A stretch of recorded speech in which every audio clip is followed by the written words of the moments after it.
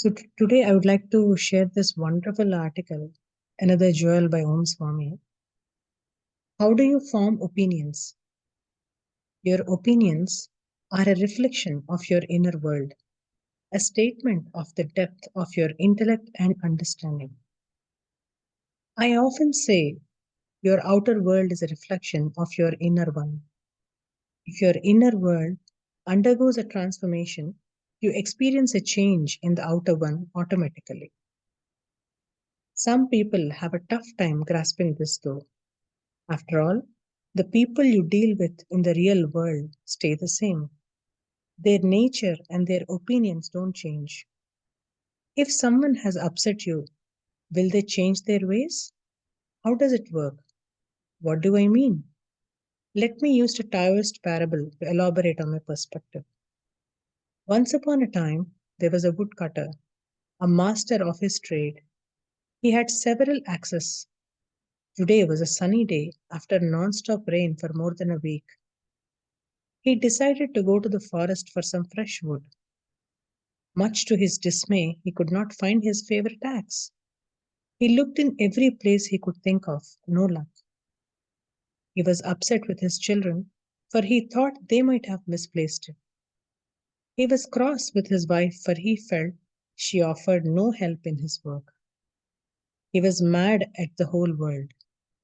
The more he looked around, the more flustered he became. He asked everyone in the family, but they had no idea, they said. He was sure they were not telling him the truth. Just then he noticed something that put his concerns to rest. He now knew that his family members were not lying. A little away, near the woodshed, next to the fence, he saw his neighbor's young son lurking around. There he was, pretending to do nothing. He looked somewhat uncomfortable, uneasy, guilty in fact. Even though he was at a distance, the woodcutter could see a sense of guilt and shame in his eyes, the type of a neo thief often fails to hide. To top it off, his arms were crossed, and he quickly disappeared as soon as the woodcutter began moving towards the woodshed. What a rogue, he thought. I may not prove he stole my axe, but I'll certainly find a way to get it back. My kid should not be hanging out with this thief, and he stormed back into the house. He cancelled his plan of going to the woods. He was too angry to work. He felt that his whole day had been ruined. But how long could he afford to put off work for? The next day, he went to his woodshed to grab another axe, and there, hidden under the chopped wood, lying as it was, much to his amazement, was his favorite axe. Suddenly, his joy and bliss returned. He was happy again. His world was complete again. For a little while, he felt bad for suspecting the others. Coincidentally, he met his neighbor and the neighbor's son in the forest that day. They too had come for more wood. He looked closely at the young one as if scrutinizing him. This time, though, the woodcutter could not see him guilty. He did not look like a thief anymore. In fact, the kid looked every bit noble and honorable. His eyes looked innocent and his countenance stately. Is he the same kid? He wondered. A beautiful story. Does it not happen often in real life too? Based on your thoughts, your emotions, your own state of mind, you form opinions. It feels hard to be neutral. In the yesteryears, I used to meet many people who were not competent in their area of work. Yet, they would blame their lack of success on racism or favoritism, etc.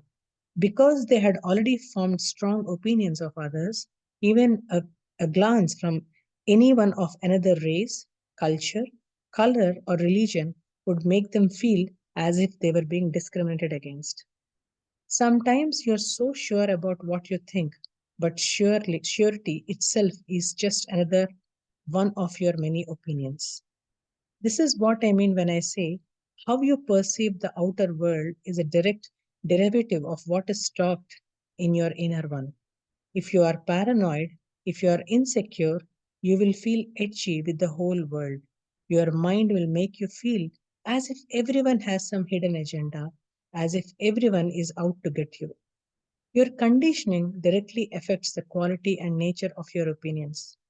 People have opinions about things they do not know of, about other people whom they haven't met, about religions they do not practice, about almost everything in life. It is normal. It does not, however, mean that there isn't a better way. If you're constantly stressed or sad, if you are mostly worried and down, if you are unhappy more than you're joyous, take a hard look at your opinions of others and about the world. If you examine them with patience, you will find a pattern emerging. I have seen that the people who are unhappy are mostly so with everyone.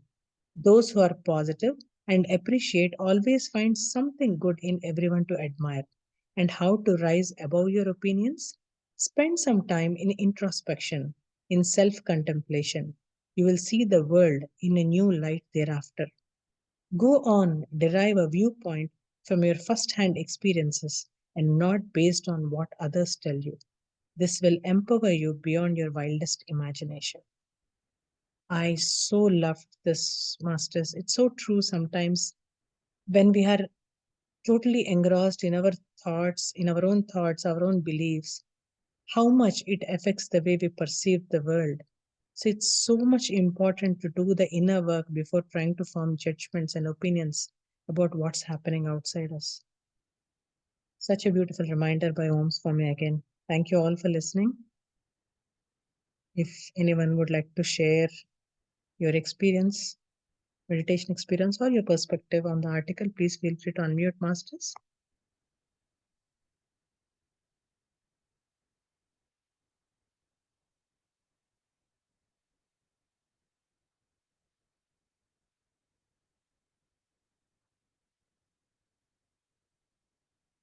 Hi, Swapna. Namaste. Hello, Ram. Namaste, everyone. Very beautiful meditation, Swapna. And Om Swami always brings such a wonderful wisdom. And stories always takes us much closer to the wisdom that is being shared. And, you know, the very key point is introspection here.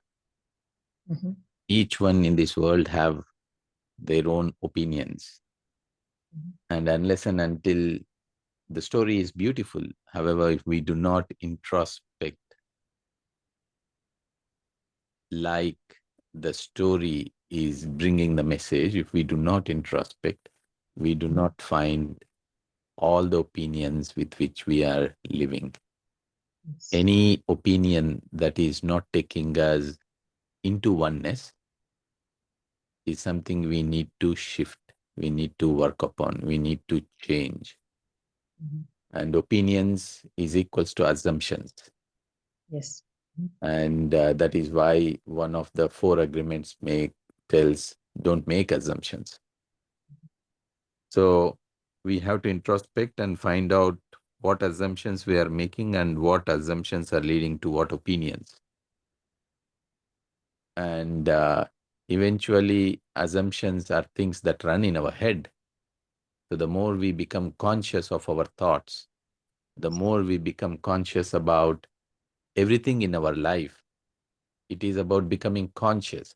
We have to lead a life, a conscious life, not an imaginary, assumed, unconscious life. So the whole spirituality, the essence of spirituality is that we become a conscious being. So so introspection, observing the breath, all this leads us into becoming a more and more conscious being, which means lesser and lesser unaware life, means lesser and lesser unconscious life, means less and less opinions, less and less assumptions. So living the reality as is and being okay with the reality as is and being into oneness in the end.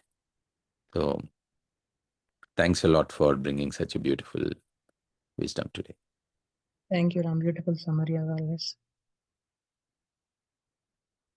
Masters, anyone else would like to share your experience?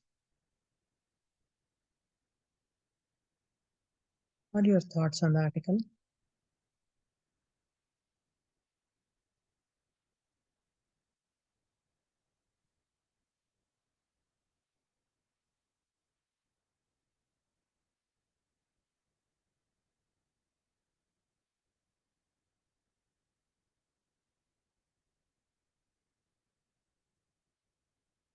If no one has anything to share, we'll end the session. Thank you all once again for joining and adding your energies. We'll connect in our evening session. Namaste, Masters.